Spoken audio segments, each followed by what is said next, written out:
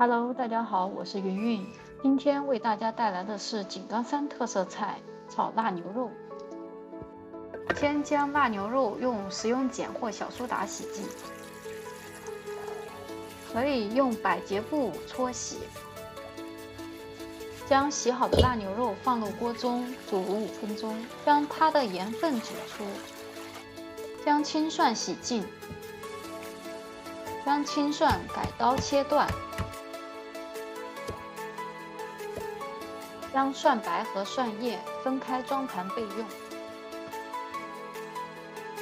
将干辣椒改刀切断装盘备用。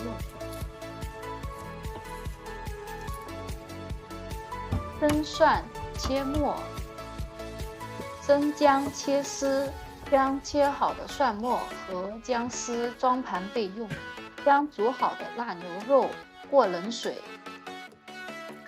将腊牛肉改刀切薄片，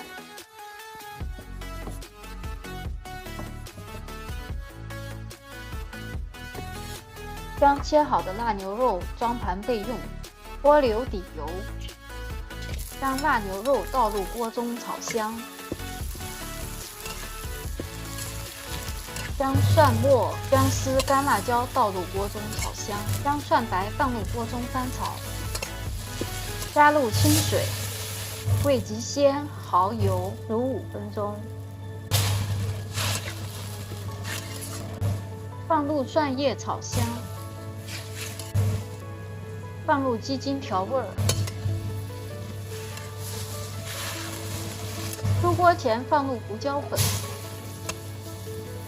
井冈山特色菜炒腊牛肉就做好了，喜欢的朋友跟着学起来哦。我是云云，用心做好每一道菜，喜欢的朋友请点赞关注哦。